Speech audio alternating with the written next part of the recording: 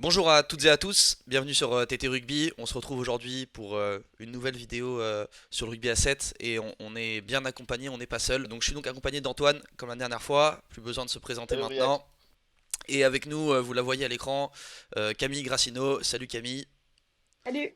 Peut-être tu peux te présenter en deux mots. Ben voilà, je m'appelle Camille Grassino, je suis joueuse pro de rugby à 7 depuis 2014.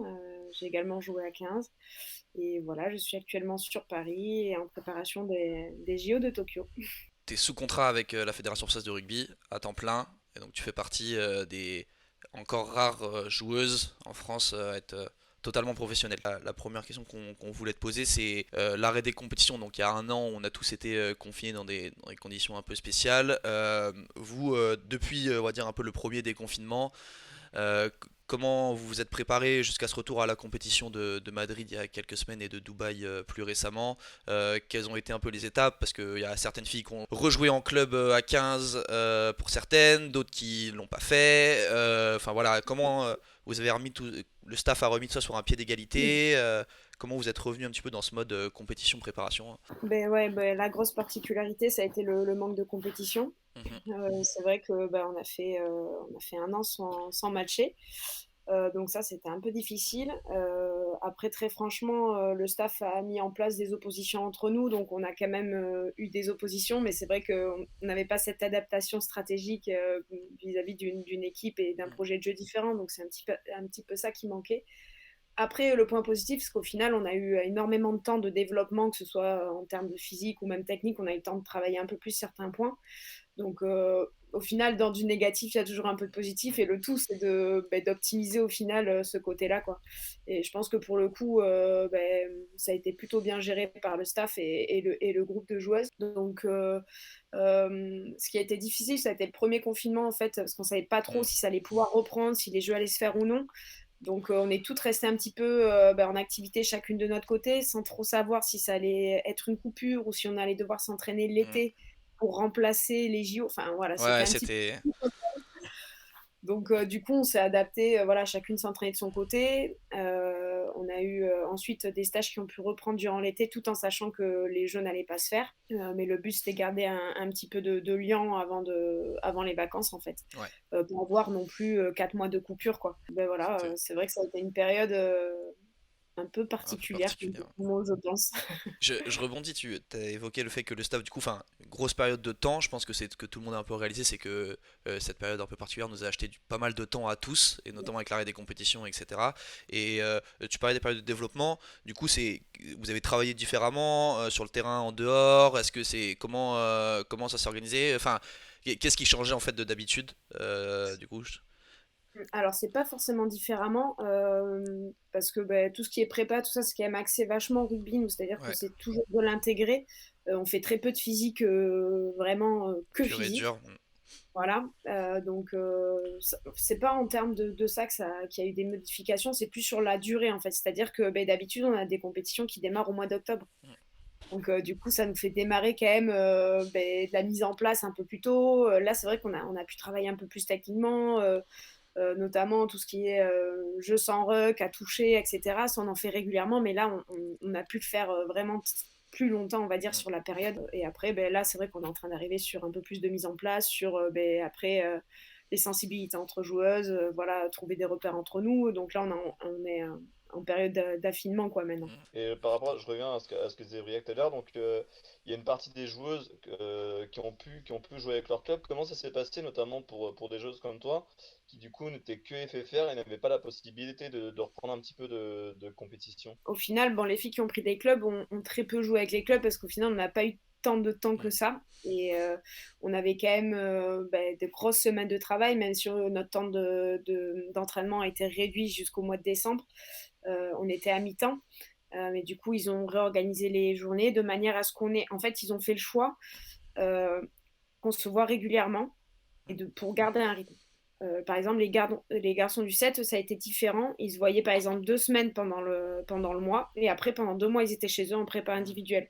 Ça a été des choix un petit peu. Nous, le but, c'est de garder un lien et de garder un petit peu les repères entre nous, garder ce rythme-là d'entraînement, se voir régulièrement. Donc, les filles, qui était en club, avait en plus donc les entraînements club pour pouvoir préparer les matchs le week-end. Mm. Et au final, à partir de décembre, on a repris un rythme normal, donc il n'y a pas eu tant que ça au final. Il y avait pas une grande différence quand vous avez repris en finale tout ensemble. Il n'y avait pas forcément de grosses différences entre celles qui avaient joué un peu et celles qui avaient juste fait Non, l'entraînement. non, non, franchement, il n'y a pas eu vraiment de différence, surtout qu'au final, le championnat a été beaucoup bousculé aussi Mm. par le nombre de Covid qu'il y avait dans certains clubs, donc beaucoup de matchs retardés, beaucoup de matchs reportés, et en fait, les matchs ont été reportés surtout à nous au moment où on allait pouvoir vraiment reprendre le set. Donc c'est ce qui fait qu'au final, il n'y a pas eu de grosses différences, quoi. Et du coup, là, donc donc vous avez repris en février à Madrid. Alors, normalement, c'était pareil sur 2 tournois. Au final, vous avez pu en faire qu'un. C'est un peu dommage. Du coup, comment vous êtes ressenti un petit peu, que ce soit physiquement ou au niveau des repères un petit peu sur le jeu suite à ce tournoi-là? On sentait que c'était une reprise. Déjà, ils ont essayé de faire en sorte que tout le monde ait à peu près le même temps de jeu. Donc en fait, on a eu deux équipes vraiment distinctes. Donc du coup, beaucoup de moins de temps de jeu que ce qu'on peut avoir potentiellement sur d'autres tournois. Du coup, c'était plutôt intéressant dans le sens où tout le monde a pu prendre des repères aussi. Je pense notamment à Roman Ménager qui est venu depuis très peu avec nous, donc ça lui a permis de prendre vraiment des repères et du temps de jeu aussi. Et après, c'est vrai que bon, les oppositions, c'était pas non plus. On va dire il y avait deux niveaux, on va dire, dans les oppositions. Donc, Oui, un il y peu avait comme il y les a eu ce Canadiens. week-end, enfin un peu comme à Dubaï, quoi. Il Ouais, y avait c'est ça. vraiment, il y Ça, avait sauf que. Canada, États-Unis, machin, et Ouais, puis voilà, sinon le reste c'est compliqué, quoi. c'est ça.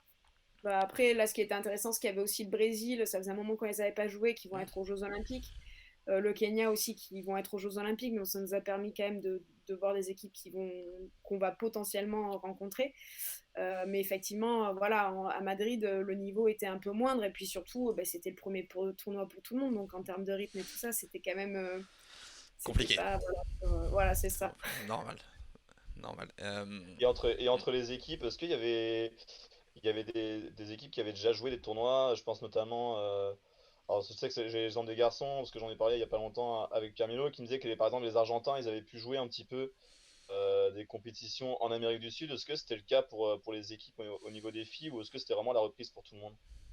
Et, enfin, franchement, j'ai pas trop discuté avec les autres équipes, mais enfin, je pense que très peu d'équipes avaient pu jouer au final.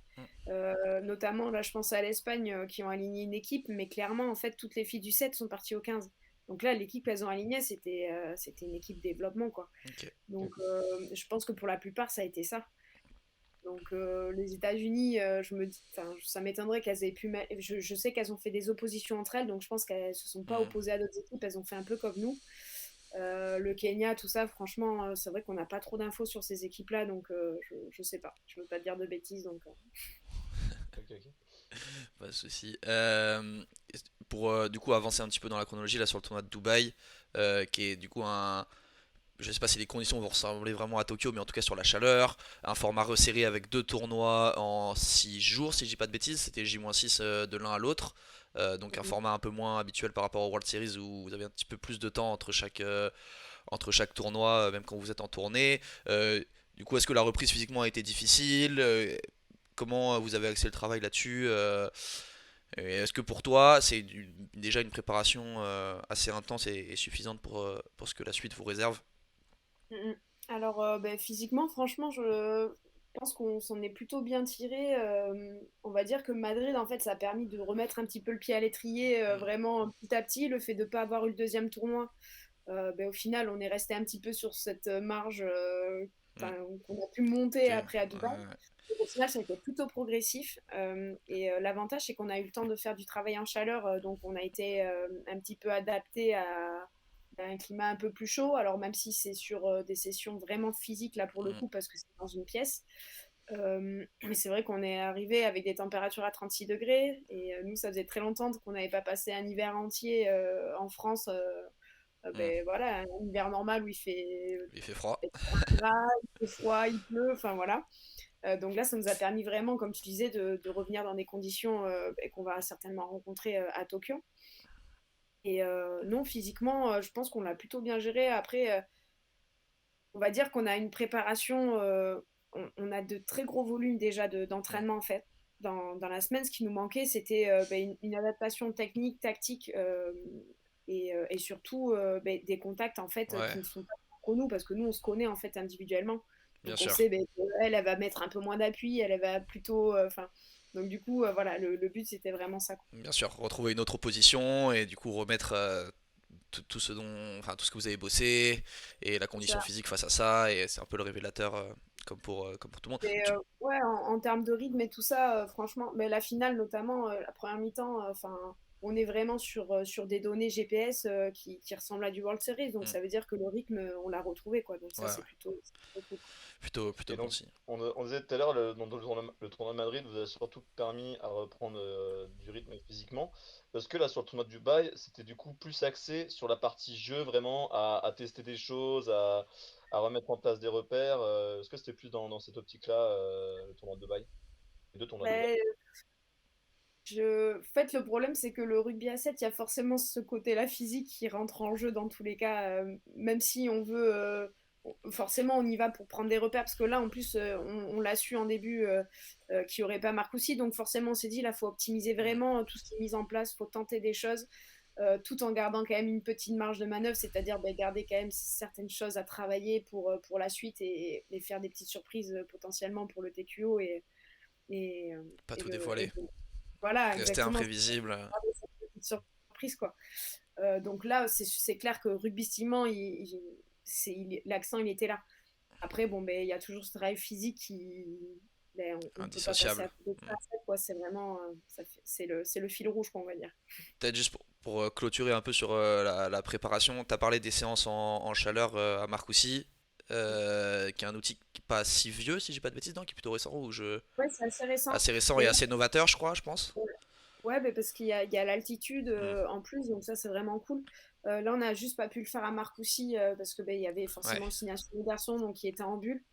Donc nous, on l'a fait à l'INSEP. On est allé à l'INSEP où ils ont ça aussi. ok. Et ça représente quel volume d'entraînement dans une semaine, les séances en chaleur, comme ça? Là, on faisait c'est une séance de trois quarts d'heure et c'était un jour sur deux parce qu'on Ok. s'entraînait à la fois au club de Orsay Hmm. une journée et après on allait à l'INSEP justement pour avoir accès à la thermo, quoi. Ok. D'accord. Ouais, donc c'est quand même dans la semaine, ouais, je pensais pas que c'était aussi fréquent. Mais bon, c'est comme Là, ça on que le corps, avait il. 3 séances en gros par Ouais, semaine de thermo. ok. Et ça, c'est un peu du systématique ou c'est vraiment ciblé ce tournoi? Ah, par exemple, la chaleur pour Dubaï ou l'altitude, plutôt par rapport à c'est quel tournoi? C'est Captain, je crois, qui est pas Ouais. mal en altitude. Ouais, c'est où vous faites ça à peu près régulièrement? Ouais, ou c'est vraiment ciblé? Pff, non, enfin la chaleur on le fait surtout dans les périodes d'hiver, mais non tout ce qui est altitude tout ça dès qu'on peut le faire, au final ça fait partie Hmm. d'une. Enfin le but c'est d'optimiser aussi, c'est d'augmenter nos capacités quoi. Donc forcément l'altitude et la chaleur ça en fait partie. Donc Comme le stage en montagne de pré-saison classique exactement. à Bon, Tignes. on avait fait ça avant les Jeux de Rio, on avait fait la préparation finale à Tignes Hmm. justement en altitude pour avoir ces conditions là quoi. Euh, je te laisse enchaîner, Antoine? Je sais pas sur. Ouais, Peut-être là. oui, non, non, on voulait aussi aborder un petit peu du coup, comme donc on en a parlé, Marc aussi reporté. Là, au niveau de la préparation, vous allez être comment jusqu'à Monaco, un petit peu comment ça va se dérouler, parce qu'on imagine que du coup, votre flèche du temps, comme dit si bien Fabien Galtier, a été un peu perturbée, quoi. C'est ça. Mais là, sur les 3 prochaines semaines, on reste entre nous à s'entraîner à Marcoussis. Là, pour l'instant, je ne connais pas le programme. Enfin, là, comme Marcoussis a été annulé, donc le World Series, on ne sait pas par quoi ça va être changé par Hmm. notre staff. C'est-à-dire, est-ce qu'on va avoir un stage ou est-ce qu'on va rester sur une période d'entraînement enfin, Ouais. lambda, on ne sait pas encore. Là, j'ai juste le programme pour les 3 prochaines semaines. Je pense qu'après, ils vont essayer de nous organiser quelque chose de manière à remplacer World Series, mais j'ai pour l'instant pas de certitude. Le TQO reste en place, donc de toute manière, on sait qu'on n'aura pas de tournoi international avant le TQO. Euh, donc, euh, donc voilà. Maintenant, peut faire Ouais. travailler la vidéo pour revoir tout ce qu'on a fait et puis s'appuyer beaucoup sur ça et puis se concentrer Très bien. aussi sur nous. Tu Ouais. nous as fait une transition La parfaite transition est sur la parfaite. vidéo. Ouais. On allait y venir. Juste avant de se pencher un petit peu sur les analyses qu'on a préparées, on voulait te demander un petit peu quelle place vous avez en équipe de France à 7 sur la vidéo, justement. Est-ce que c'est systématiquement un petit peu, donc, format traditionnel, des coachs qui vous proposent des séquences, ou est-ce que vous aussi vous avez ce rôle, notamment bah, les leaders, les joueuses qui sont là depuis un certain temps, de proposer des séquences que vous voulez revoir, sur lesquelles vous voulez retravailler. Comment ça se passe un petit peu à ce niveau-là? Ok. En gros, nous, tous nos entraînements de toute façon sont filmés. On a un drone depuis peu de temps, donc c'est vrai qu'on a des images qui sont vraiment cool pour pouvoir travailler. Après, on utilise une plateforme du coup où toutes les vidéos sont dessus. Hudl, ça s'appelle, et en fait, on a tous les entraînements dessus qu'on veut revoir. Tous les matchs, ils sont accessibles aussi. Et après, on a tout ce qui est comment dire, statistique qui nous accompagne aussi. Sur tout ce qui est tournoi, tout ça, pour voir un petit peu les points clés à conserver et à la fois ceux sur lesquels il faudra progresser. Et après, c'est beaucoup en tournoi où au final on a beaucoup de vidéos. En général, en fait, ils font des groupes de travail. Ils nous donnent des groupes de travail pour découper, par exemple, offensivement, telle équipe. Donc les thèmes sont différents selon les équipes et selon la période aussi. Voilà, le but c'est que les joueuses soient impliquées aussi dans ce travail-là d'analyse. Euh, c'est tout simplement, on le prend comme un entraînement Mm. aussi. Ça aiguise l'œil, ça nous permet de regarder un petit peu les particularités de certaines joueuses. Et après, du coup, on fait des retours, c'est-à-dire qu'un groupe a travaillé sur tel thème, et après, elle le présente à tout le monde pour que tout le monde ait les informations, on prend des notes, et ensuite, on a toutes les mêmes bases de données, quoi. Donc, Ouais. Ouais, ça reste quand même du coup un travail très participatif. Et ce qui oui, est oui, voilà totalement. hyper. On nous encourage vraiment à ça pour le Mm. coup. On nous encourage vraiment à regarder toujours les entraînements. On a beaucoup d'échanges aussi avec eux en fait, souvent, on a la vidéo pendant les soins. Donc, les filles qui passent, souvent, il y a un Mm. entraînement qui est là. Donc, ça nous permet d'en parler, même en dehors des entraînements. Donc, voilà, c'est un fil rouge On va aussi, dire, quoi. plus ou moins informel. Ça marche, c'est un Mm, fonctionnement hyper intéressant. En tout cas, mm. Tout à fait. c'est. Ouais, Écoutez, carrément. Et là, du coup, là, on va être un peu moins collaboratif, mais un peu quand même. Là, c'est exactement pareil, c'est si. Si, si. C'est le même Euh, principe. On va nous demander de participer pareil. ouais. Tout pareil. Je sais pas si on sera aussi Enfin, exigeant, mais vas-y. Non, non, il y a non, pas est-ce vas-y, que Camille, on t'arrives va bien se passer le concours. à voir la vidéo, enfin au moins là, pour l'instant l'image, hop, tout à fait. tac, petit coup. Voilà, C'est bon, voilà. hop, Et ben, voilà. on va commencer. Alors, donc, ouais, Yes. dans un premier temps, on va partir sur la partie offensive. Et on a remarqué un petit peu ce qu'a fait votre marque de fabrique sur ces deux matchs face au Canada. C'est la particularité que vous avez à jouer vite les pénalités, et ça a mis en difficulté systématiquement la défense canadienne. Donc là, on va voir ces premières actions. On va voir donc pénalité, donc bonne défense de Yolen qui permet derrière de récupérer. Et là, en fait, à chaque fois, vous allez le faire quasi systématiquement sur chaque pénalité. Jouer vite, ce qui fait que au minimum, on a regardé en moyenne, il va y avoir deux ou trois joueuses en fait qui vont se retrouver dans la zone et qui vont être systématiquement hors jeu, ce qui va vous permettre du coup d'aller jouer des décalages, parce que ces joueuses, forcément, elles perturbent leur défense. Donc là, on voit la joueuse qui est au milieu qui va devenir, enfin, être obligée de diverser un petit peu pour venir combler le retard, et au final, elle va se faire déborder parce que les deux dernières défenseuses canadiennes sont obligées de défendre là, sur Chefani et Séraphine. Et du coup, ce qui permet du coup à Coralie de libérer. Ça, et ouais, donc comme je disais, c'est des occasions qu'on va retrouver vraiment, vraiment très très souvent. On va le voir, là, il y a une deuxième séquence. Donc là, les Canadiennes, elles sont un petit peu revenues dans le match, donc elles ont marqué. On arrive voilà, sur le coup d'envoi à s'en sortir, s'en sortir pas trop mal. Au final, elles vont monter fort, donc on va garder le ballon. Et là, pareil, du coup, on va récupérer une pénalité. Bam, une nouvelle fois, au lieu de poser le jeu, bam, tout de suite, qui joue vite cette pénalité. Et là, on se retrouve cette fois-ci avec quatre joueuses. Donc trois là qui sont en train de reculer. Une 12 qu'on va voir qui sait pas trop, qui va monter, reculer. Plus Voilà, trop et où au elle final, habite. ça met extrêmement en difficulté la défense. Et à chaque fois aussi, ce qui est intéressant sur la partie offensive, c'est que c'est pas des pénalités. On a remarqué que vous jouez juste pour déplacer le ballon et faire 40 000 passes. À chaque fois, en général, c'est une à deux passes.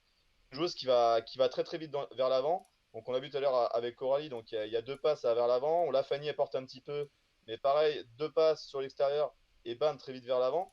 Et ça, on trouvait ça vraiment intéressant parce que sur une défense qui recule, ça marchait à chaque fois. Et Ouais. donc là, on a l'exemple de ce premier match face au Canada. Et on va voir qu'en fait, cette stratégie, elle va payer également sur la finale.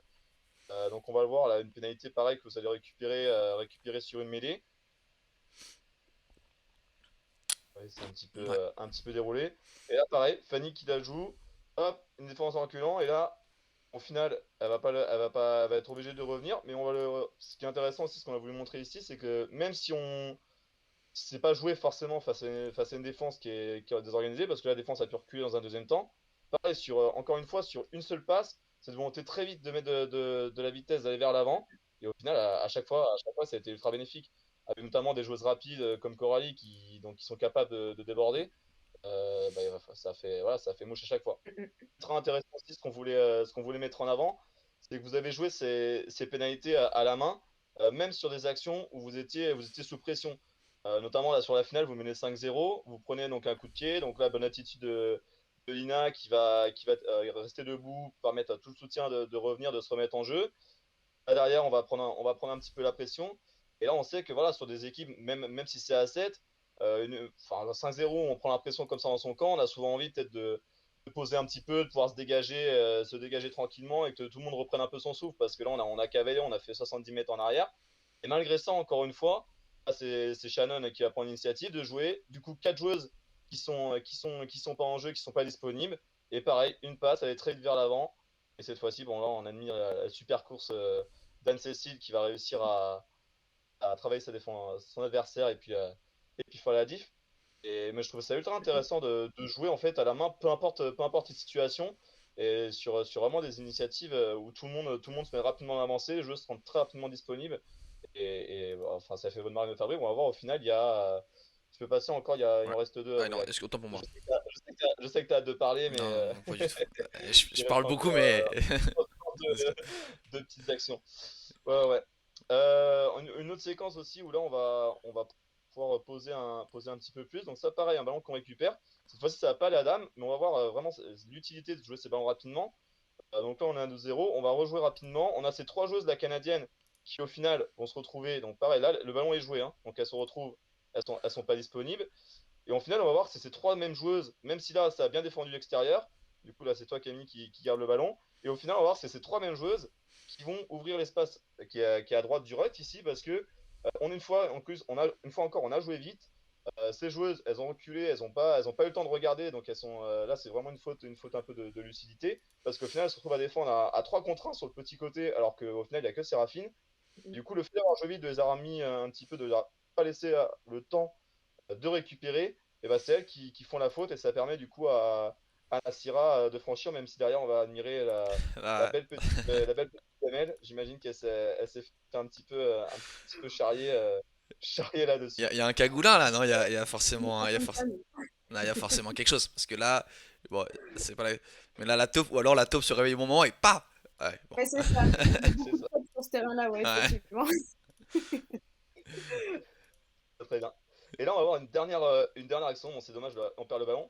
Et ça, pareil, on va trouver hyper intéressant. Alors, faut pas se fier au score qui est pas bon. La Dubaï, ils ont pas réussi à l'actualiser. Là, c'est pareil, on est sur la fin de match face au Canada en finale, où vous êtes à égalité. Et pareil, vous avez une pénalité au centre terrain, vous décidez une nouvelle fois de jouer à la main, de pas forcément faire de combinaison, de poser pour essayer de déplacer la défense. Une nouvelle fois, c'est juste une initiative, on joue à la main, on se met très vite dans l'avancée. De toute façon, on passe pas d'un rock, derrière le relais très vite, et le bon choix de Coralie de jouer au pied. Voilà, pour inscrire l'essai du coup qui vous fait gagner ce Gagner le tournoi. tournoi, ouais. Mais voilà, donc avant de partir sur la partie défensive, on va pouvoir revenir un petit peu avec toi.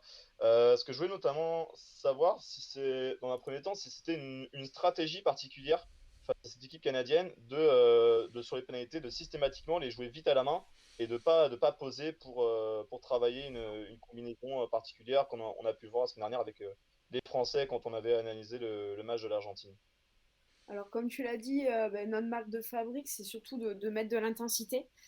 On est une équipe qui est capable d'endurer de grosses séquences. On est entraîné pour ça en fait. Donc le but c'est de mettre un maximum de rythme, surtout face à des équipes comme ça qui sont assez lourdes, notamment comme les USA, le Canada, tout ça. C'est des équipes qui aiment pas trop se déplacer, qui vont très vite, qui ont de grosses qualités athlétiques, mais pas forcément d'endurance. Donc nous le but c'est de pouvoir faire exploser les équipes et c'est vrai que de pouvoir jouer rapidement ces bras cassés, forcément ça les met sous pression. Elles n'ont pas le temps de récupérer et comme tu le disais tout à l'heure, notamment de prendre l'information.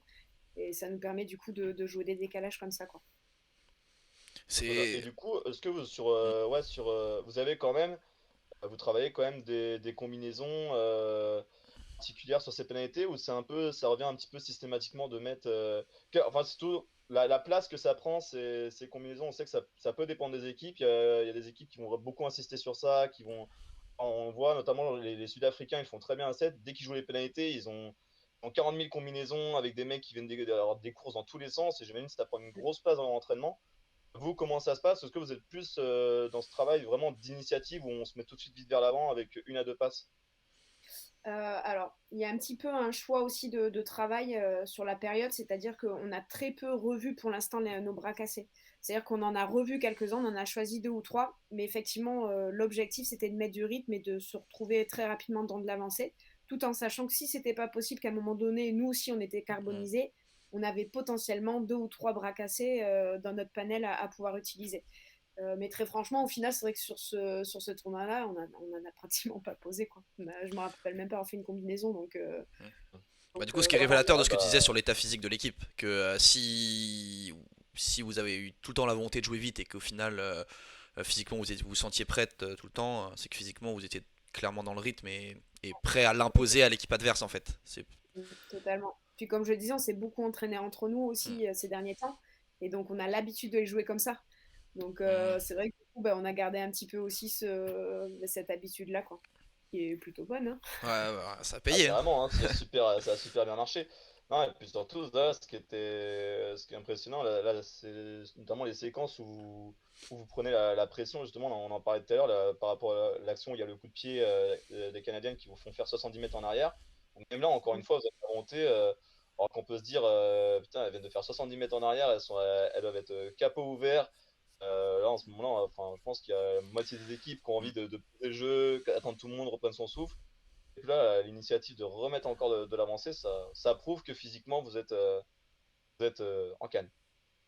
On est pas trop mal en ce Ouais. moment. J'ai j'ai une petite question qui m'est venue là, c'est du coup bah ce côté un peu scénario du match, contexte du match, score, niveau de pression, niveau physique, etc. Est-ce que, enfin, bon, je sais qu'à 15 et de manière générale, il y a beaucoup d'équipes qui s'entraînent sur le genre de scénario, tu vois, à l'entraînement. Donc ça peut être, je sais pas, la disposition entre vous. On est à tel score, on est mené de 2 points, on mène de 5 points, on a un bras cassé à cet endroit-là du terrain. Est-ce que vous bossez comme ça? Parce que peut-être que cette situation-là, en finale des jeux, tu la joues pas pareil, tu vois ce que je veux dire? Ou est-ce que, enfin, euh, quelle adaptation stratégique vous mettez par rapport à ça? Comment vous vous entraînez à ça? Si vous vous entraînez à ça, mais j'imagine que oui. Alors, nous, l'adaptation, c'est vraiment de la lecture. Hmm. C'est-à-dire que ce qu'on va regarder, c'est est-ce qu'elles sont en place ou non. En fait, ça va être la Quelque... première information qu'on va prendre. À Mhm, partir du moment où elles sont trois, qu'elles ont le dos tourné, qu'elles sont trois sur 5 mètres, bon, ben là, on sait que là, faut y aller, quoi. mhm. En gros, on se donne pas des zones comme à 15, ben là, on est dans les 22, on fait Oui. ça. Là, c'est vraiment, c'est de la lecture. On voit si des joueuses en face sont prêtes ou non. Est-ce qu'il y a des espaces ou non? Comment sont mes coéquipières? Ok. Est-ce qu'elles sont à hauteur pour pouvoir jouer rapidement les bons espaces ou non, quoi? C'est vraiment de l'adaptation et de Ok. la lecture. Ok. Parce Quelque qu'on a vu, ouais. ouais, notamment Rapport de force. Fanny tout à l'heure sur la pénalité, dans un premier temps, elle veut jouer vite, l'arbitre t'a fait revenir.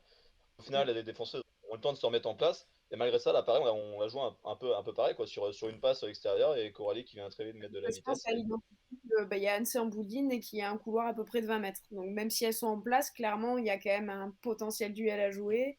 Et Shannon est passeuse, donc forcément premier soutien. Donc elle sait que de toute façon, elle pourra être potentiellement aussi au support d'Annecy, quoi. Ouais, et puis du coup, euh, Anne-Cécile dans un couloir de 20 mètres, c'est déjà un peu un déséquilibre. Exactement. Donc forcément, avec les qualités des C'est ça, joueuses. bah, Et c'était notamment l'action hmm, avec Fanny là, qu'il a joué vite là, sur la finale, là, sur le premier essai, il me semble, le deuxième. Où pareil, dès on a vu des coups avec Coralie et Anso, Anne-Cécile Chauffany un couloir, en général, Et ce qui ça est faisait du chouette, dégât. c'est que maintenant, on a vraiment des profils qui sont très puissants et à la fois rapides. Mm. Ce qui fait que enfin, il y a des moments où les coups ne sont pas faits, mais vu leur capacité et leur qualité physique, en fait, ça permet quand même de créer quelque chose parce qu'elles tombent pas rapidement. Mm. De toute façon, sur les cannes, elles arrivent à prendre un tout petit peu les intervalles, ce qui fait que ça resserre la défense. Donc le fait d'avoir des profils comme ça dans l'équipe, c'est vraiment un gros point fort, hein, clairement. Grosse valeur ajoutée. Mm, mm. Bah, en tout Ouais. cas, On va ça, ouais. voir qu'il y a Les également gars, des points forts défensifs. Ouais, moi j'ai regardé un peu la défense. Alors je touche pas un mec quand je joue au rugby, mais j'essaie de regarder les autres faire. Mais moi ce que j'ai trouvé très intéressant et je pense deviner que c'est aussi votre marque de fabrique et que la volonté en attaque c'est en général aussi la volonté en défense. C'est cette volonté d'imposer quelque chose à l'adversaire, d'attaquer l'attaque, de récupérer le ballon le plus vite possible et ça s'est vite vu et il y a cette notion de rapport de force qu'on a évoqué tout à l'heure, c'est que quel que soit le rapport de force, parfois vous n'hésitez pas à agresser. Et là j'ai essayé de le mettre en lumière euh, avec une potentielle situation de déséquilibre, un peu de contre 2 grand espace, un turnover pour les Canadiennes. Et on va voir Lina Guerrin là sur le bout de ligne, qui avec une très bonne prise d'info entre le ballon et la joueuse. On pourrait se dire je contrôle les épaules vers la touche et j'accepte de perdre du terrain, mais non, elle va décider de sortir fort sur la passe. Et sur le temps de passe d'aller mettre la pression très fort sur la Canadienne et donc là elle prend la joueuse et le ballon en même temps donc elle dégueule le ballon et on provoque un turnover et on nullifie totalement l'action l'action adverse et j'ai trouvé que c'était intéressant parce que on peut parfois accepter de reculer et finalement on fait l'effort d'agresser fort. Et le deuxième point que j'ai trouvé intéressant c'est toujours pareil et tu l'as bien souligné Camille sur le rythme qui se mesure aussi en défense et je trouvais que sur la capacité à fermer les intérieurs et à soutenir les efforts à l'intérieur du ballon était très fort et là j'ai remis en lumière avec le petit cercle Lina Guérin. Vous allez voir les efforts à l'intérieur à chaque fois, c'est elle qui rattrape ou qui accroche la joueuse qui franchit. Et vous allez voir à quel point elle est mobilisée et elle ne s'endort jamais. Là, on voit très bien les courses. Et même s'il y a une croisée, un changement de direction, une défense en zone, elle défend sa zone et on travaille très très fort à l'intérieur pour gêner ces joueuses-là. Là, se reconnecter très vite. Et au final, encore une fois, on se retrouve en un 3 contre 3 alors qu'on recule. Mais l'effort des joueuses à l'intérieur, j'ai trouvé ça hyper intéressant et assez révélateur à la fois de l'état d'esprit de se déplacer beaucoup et de faire beaucoup d'efforts et de la rigueur que vous imposez. Donc voilà, on finit par récupérer le ballon un peu plus loin. Une situation pareille donc de déséquilibre, on est un peu franchi sur le reculoir et là on va voir que Shannon Izar elle prend pareil cette décision de rusher très fort le premier attaquant, de mettre la pression. On l'a fait sur le relayeur de temps en temps et on l'a fait aussi sur le premier attaquant et donc là on a une passe un peu longue et un peu profonde et du coup on envahit l'espace et on va chercher très haut l'attaquante pour la mettre en difficulté et en plus avec une technique de plaquage à montrer dans toutes les écoles de rugby, jambes d'appui, même jambes, même épaule, le plus proche possible de l'adversaire et donc voilà, Shannon Izar qui nullifie encore une fois l'action des Canadiennes avec la volonté de rusher très fort et d'envahir l'espace sur la première attaquante. Euh, un petit peu plus loin, je l'ai peut-être. Voilà, là encore une fois, volonté de sortir fort. Et même si on se fait avoir, parce que là il y a peut-être une petite erreur de lecture, on voit, c'est Séraphine Okemba, si je dis pas de bêtises, qui vient fermer de l'extérieur et les joueuses restent très connectées entre elles. Et ce qui fait que même quand on mord à l'hameçon et qu'on se fait avoir par l'attaque qui a le droit de bien jouer, derrière finalement on est plutôt en place et derrière tu contre-ruck et la libération est plutôt lente. On rush une nouvelle fois, on les met un peu sur le reculoir. Ces situations-là, on les a vues dans le jeu, donc un peu quelles que soient les situations du rapport de force, et on les a vues aussi sur les enclenchements où elles ont essayé de déplacer loin le ballon. Et voilà, là, la volonté d'Anne Sofiani, ouf, je vais le faire, d'agresser très fort. Elle porte le ballon, elle temporise un peu, et ben je la laisse surtout pas déplacer le ballon. Je vais agresser et je la mets en difficulté. Je provoque l'erreur adverse. Et j'ai trouvé que, voilà, du coup, d'un enclenchement, encore une fois, là c'est Fanny Horta, je crois, qui sort très fort. Et même si l'attaque arrive à déplacer le ballon, on l'oblige à faire des choses compliquées. Et on l'oblige à passer par-dessus, ça lui fait perdre du temps, techniquement c'est exigeant, on les met sous pression. Donc c'est aussi un petit peu le but de cette défense. Et là on parlait des choses qui ferment à l'intérieur et des efforts course de compensation. Janizar qui vient repomper la Canadienne en bout de ligne. Puis surtout Fanny, du coup, qui fait donc la petite erreur au départ qui permet des KM, mais c'est elle derrière qui va revenir Ouais, effort pour sortir la joueuse en touche pour pas qu'il essaie parce que même si Shannon elle arrête un peu la joueuse, là Charity Williams si jamais elle se remet sur ses appuis, il peut y avoir essai si Family a pas fait l'effort. C'est en fait qui revient vraiment, ça pareil on parlait des joueuses connectées là C'est c'est un un très bel très bon exemple. exemple. Et là, c'est un extrait. Je crois qu'on a. Non. Alors, attends, qu'est-ce que j'ai mis là? Je suis un peu perdu dans mes pensées. Non, voilà, non, c'est bon, j'y suis. Trouvé. Trouvé, trouvé. Non, non, c'était encore une fois pour souligner la volonté de travailler fort sur le ballon et à l'intérieur du ballon.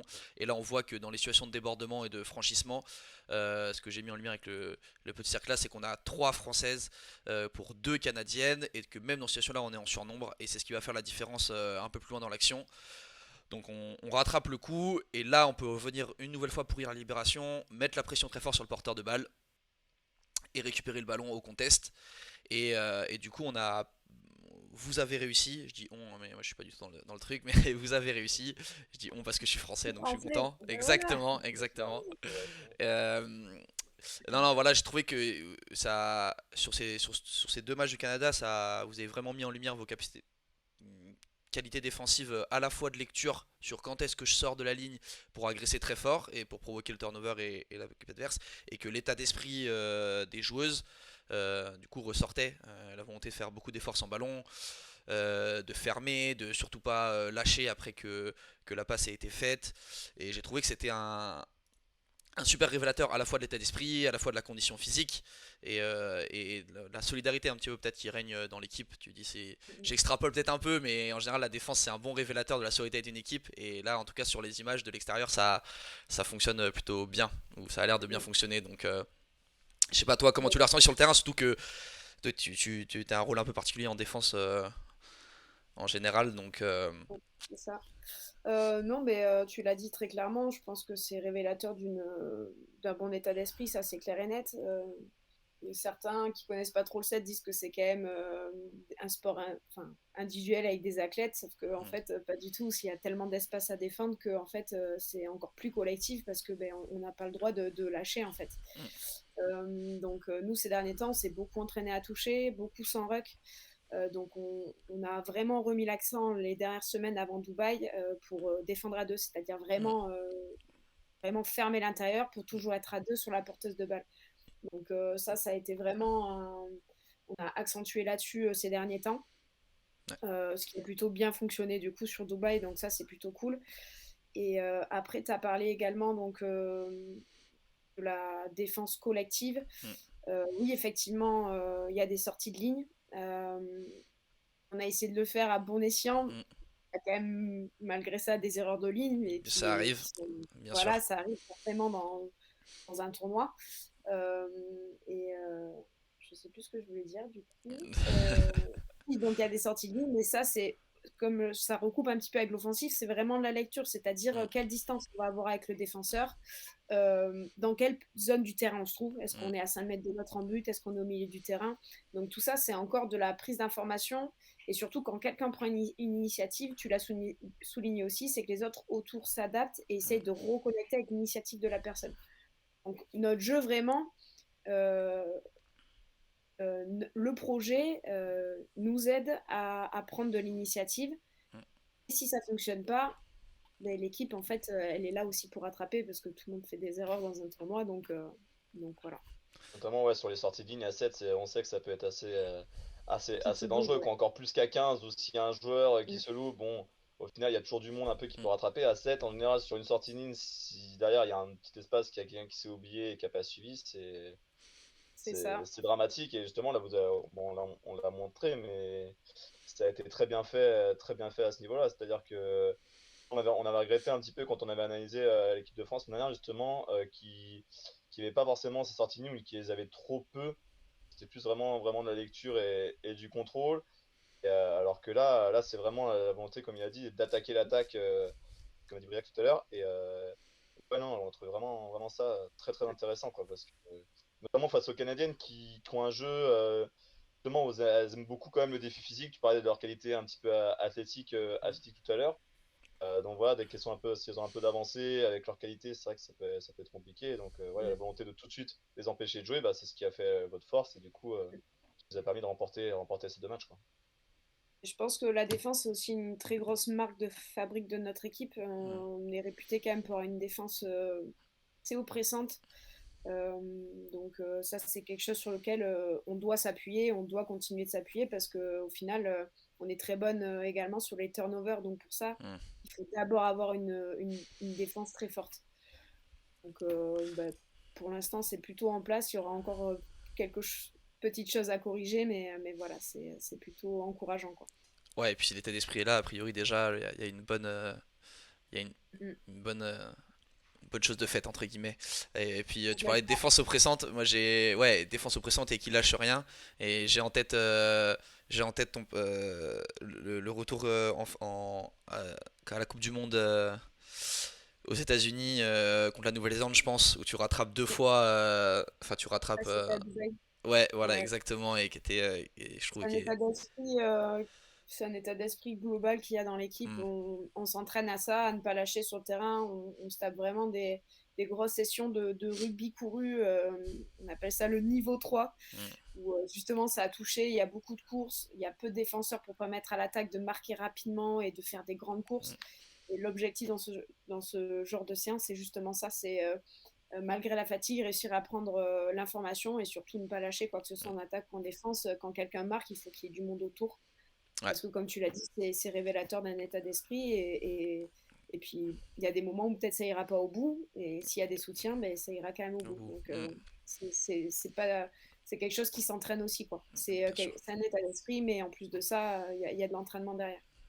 Évidemment, évidemment. Bah, en tout cas, ça se voit, ça se sent quand on vous regarde jouer. Donc, et vous devez prendre du plaisir, j'imagine, à le pratiquer.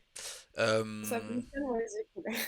comment? Est-ce que moi Ça fonctionne, c'est cool. ouais, écoute, Bah on oui. croise les doigts pour que ça fonctionne encore pendant les prochains mois et que ça vous emmène le plus loin possible. On a un peu clôturé la partie analyse. Bah déjà merci d'avoir interagi, etc. On a un petit jeu pour terminer pour tester ta culture rugby à 7, mais on ne doute pas qu'elle est très élevée. Euh, on va voir, tu sais. C'est pas si compliqué.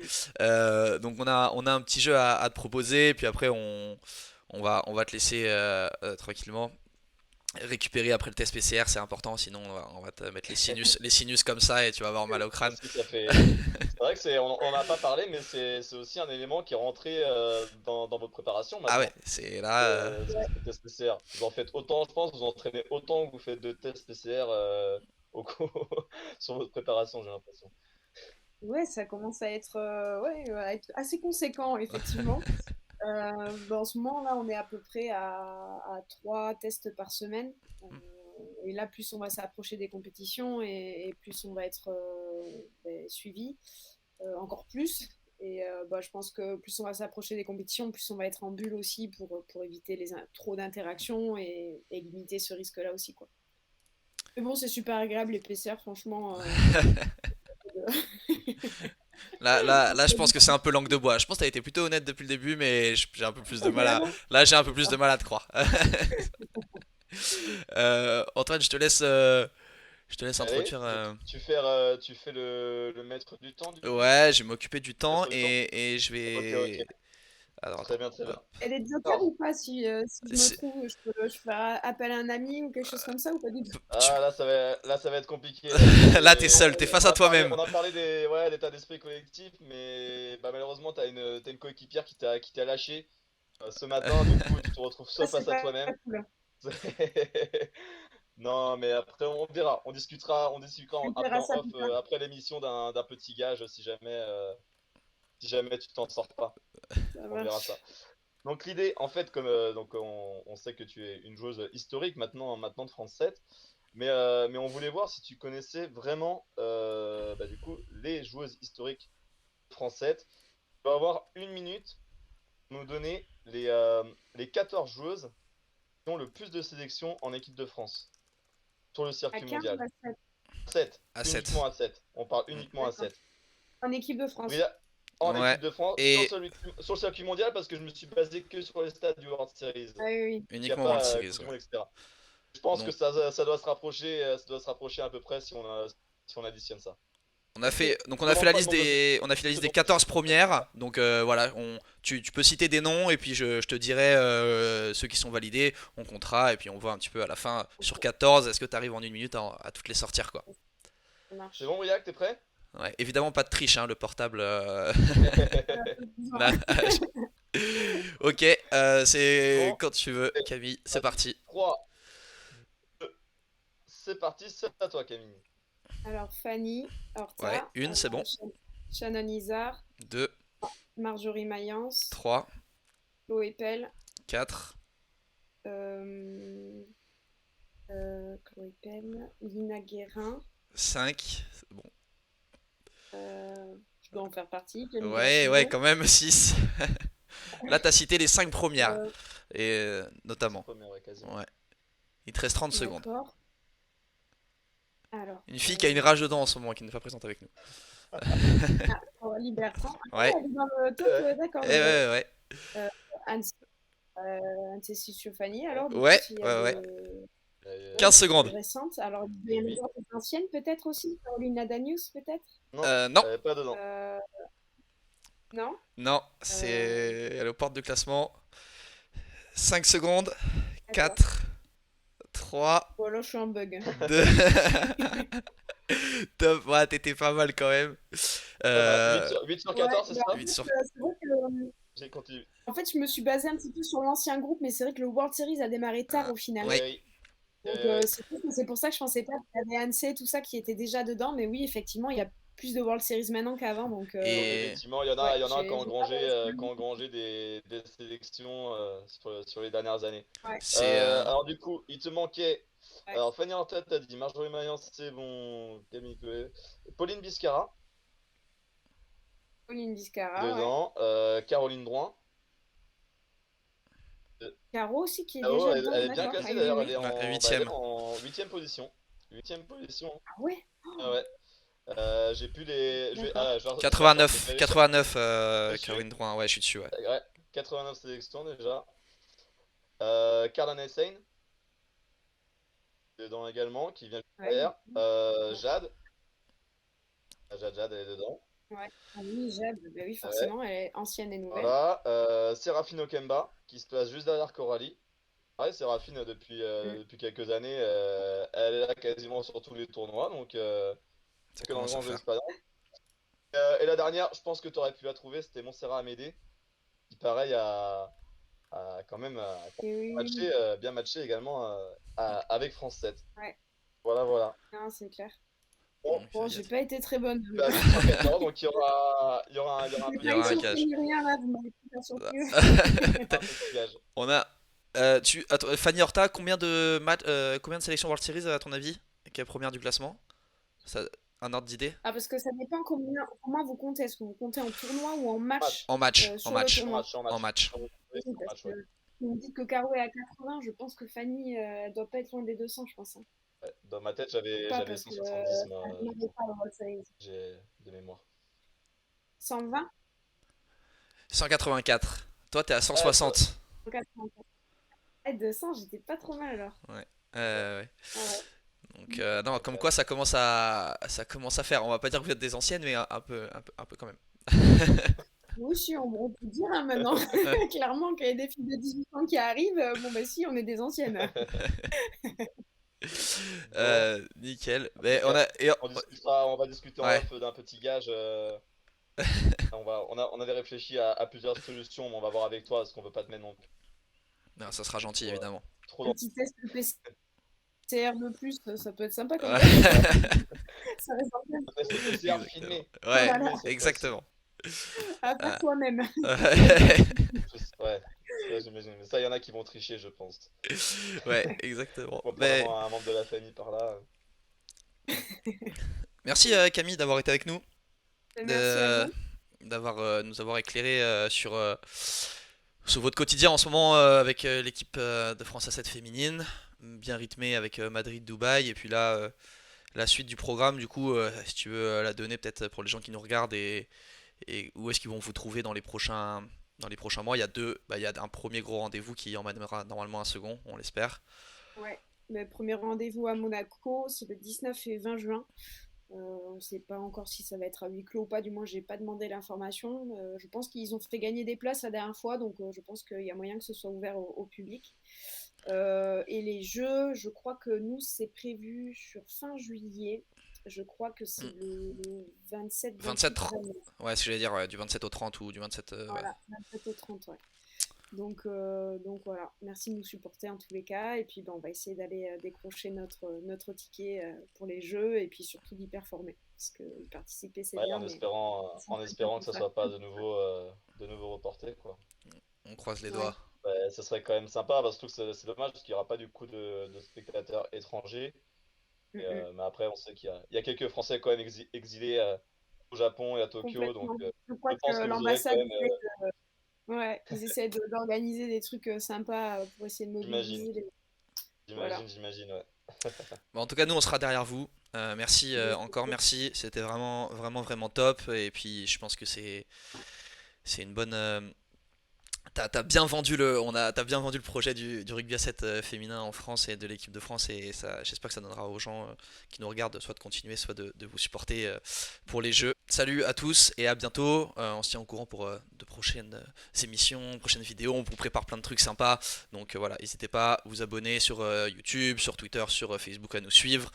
Si cette émission vous a plu, et que vous voulez dire merci à Camille pour tous ces éclairages, il y a des commentaires en dessous, on peut en discuter ensemble et ça sera d'autant plus sympa. Donc à très vite sur TT Rugby.